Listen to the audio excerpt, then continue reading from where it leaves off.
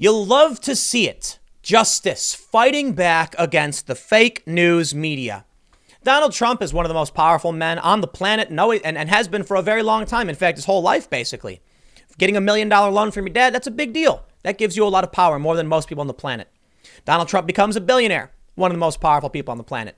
Now he's the president of the United States, one of the most powerful people on the planet, but even he has trouble dealing with the fake news media.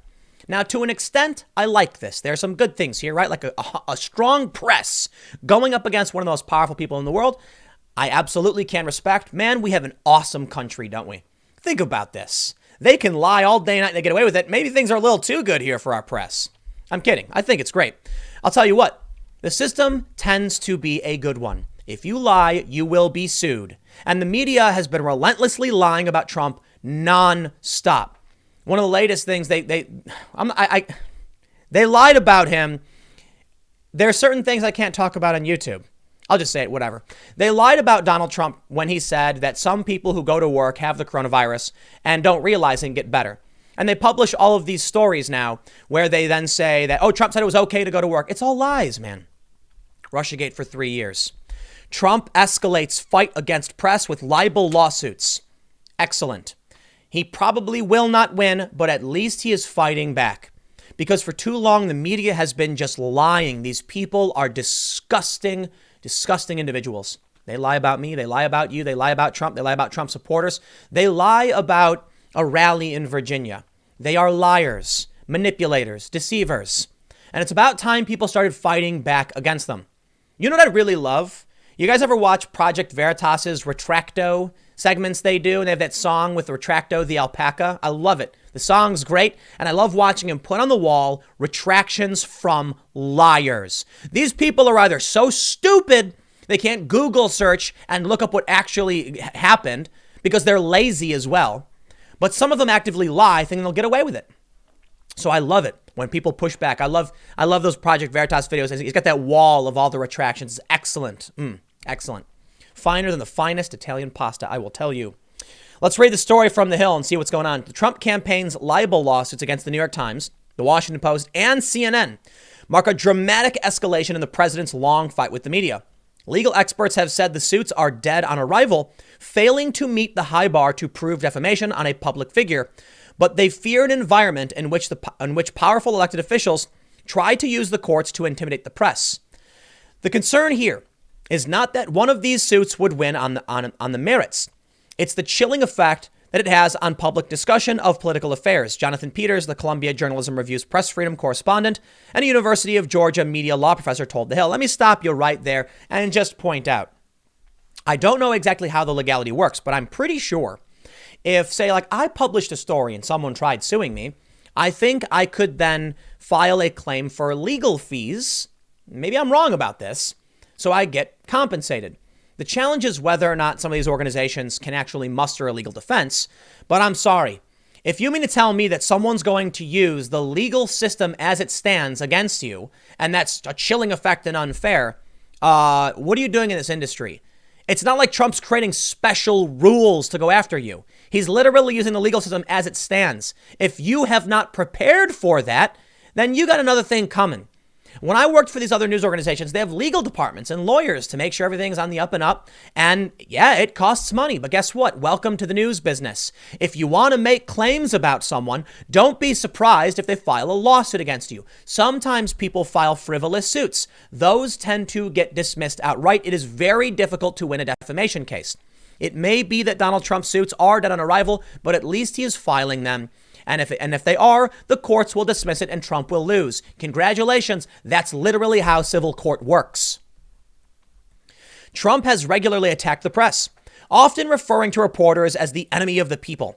But the latest lawsuits targeting an op-ed from the Times, one from CNN and two separate opinion columns from the Post, mark the first time he has sued news organizations as president. After filing the complaint against the Times, Trump warned that more were coming. Yeah, well, CNN recently settled with the Covington kids. They smeared them. The lawsuits filed in consecutive weeks alleged the outlets knowingly published false information about the president in opinion pieces that touched on the investigation into Russian interference in the 2016 election.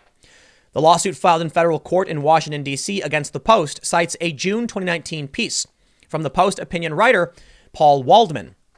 Quote, the 2020 election will obviously be distinct in all kinds of ways we can't yet anticipate, Waldman wrote. For instance, who knows what sort of aid Russia and North Korea will give to the Trump campaign now that he has invited them to offer their assistance. In the sentence, Waldman linked an ABC interview in which Trump suggested he would accept potentially damaging information from a foreign government about a political opponent. The campaign argues that statement was defamatory because no Trump associate has made a statement inviting assistance from Russia or North Korea. The campaign also takes issue with an opinion article that said the Russia probe found Trump's team, quote, tried to conspire with and happily profited off of Moscow efforts. The lawsuit against the Times, filed in New York State court, alleges the paper defamed Trump in a March 2019 op-ed that claimed the president and his associates had an overarching deal with Russia in 2016. The special counsel report from Robert Mueller did not find evidence to conclude that Trump's campaign conspired or coordinated with Russia in 2016, but did find multiple links between campaign officials and Russian government individuals. And you can say the same thing about Barack Obama. Spare me. Just, you know what? I'm just so tired of it. The CNN lawsuit filed on, I read that one, sorry. Wait, no, I didn't. They say the CNN lawsuit filed on Friday in federal court in Georgia cites an op-ed in which author Larry Noble, a former Federal Election Commission general counsel, wrote that the Trump campaign assessed the potential risks and benefits of, again, seeking Russia's help in 2020 and has decided to leave that option on the table. Where do they get this from? They just make it up. The Times and Post have vowed to fight the suits, which will have to overcome stringent free speech protections. Under precedent from the landmark 1964 case, New York Times v. Sullivan, the Supreme Court has held that a plaintiff must prove defendants made statements at issue either knowing they were false or in reckless disregard for the truth. The court also grants wide freedom for opinions dealing with matters of public knowledge. First Amendment experts, though, are more worried about the broader implications, noting that smaller news organizations may not have the resources to fight such complaints and that they may suppress opinion pieces out of fear of retaliation. The Times and the Post, well, I'll tell you what, man, the media today is dominated by nothing but opinion pieces. I'll take full responsibility, too. Everything you watch from me, just opinion pieces. Hey, it is what it is.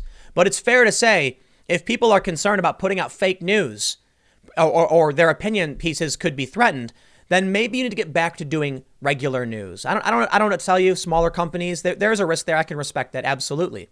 But the legal system as it stands, you know the rules.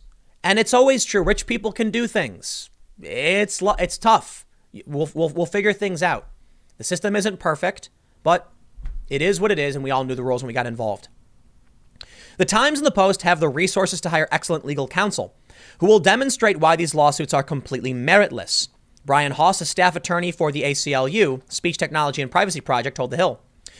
But news publications or even individuals who don't have access to these resources are very naturally going to think twice before saying something criticizing the president if they're worried the president's campaign team is going to be filing even a meritless defamation lawsuit against them. Yeah, well, these people are lying. They're not just giving their opinions. They are making things up. I'm just so sick of it. They talk about anti-SLAPP laws, strategic lawsuits against public participation, which press advocates say are filed with the intent of silencing discussion on topics of public concern and drawing out lengthy, financially burdensome court disputes. Well, yeah, right. So they're claiming that Trump is trying to actually engage in what's called a SLAPP lawsuit. I disagree. I think you have these news stories definitively making things up. So Trump sues. I mean, look, they're saying that Trump has put the option on the table of taking help from Russia. He didn't take help from Russia in the first place. He didn't collude with Russia. You made that up. The press made all of that up. I'm glad he's fighting back. Let's read the end. They say, as president, Trump has threatened to take a closer look at the nation's libel laws. Trump claimed in January 2018 that current libel laws were a sham, and he sought to prevent the publication of a book by writer Michael Wolff. He has also threatened to sue the Daily Beast and others while in office.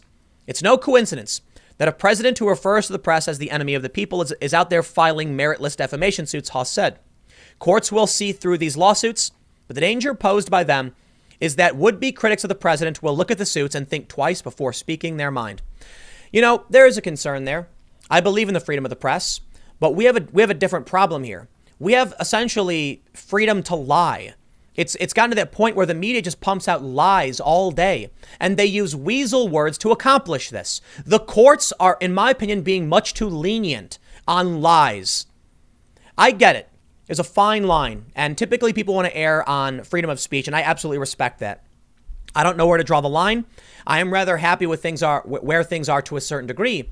But what happens when here's what someone did to me. They wrote a story, lied about me, claiming I pushed conspiracy theories, linked to an activist post, which was complete BS. And a bunch of other outlets just picked it up and started recycling it. And then the original guy pulled the source out of the article. So now it was a closed loop of a bunch of people citing each other, making things up. And what can you do about it? You can't sue them. It was an opinion. They use weasel words.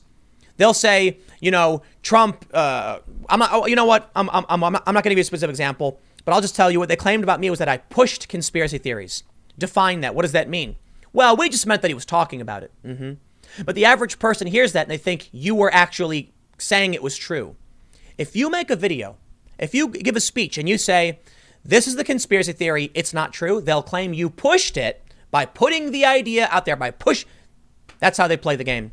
Weasel words. And you can't sue over it, but you know what they're doing and why they're doing it. It's mind numbing. I'll leave it there. I got one more segment coming up in a few minutes. I will see you all shortly.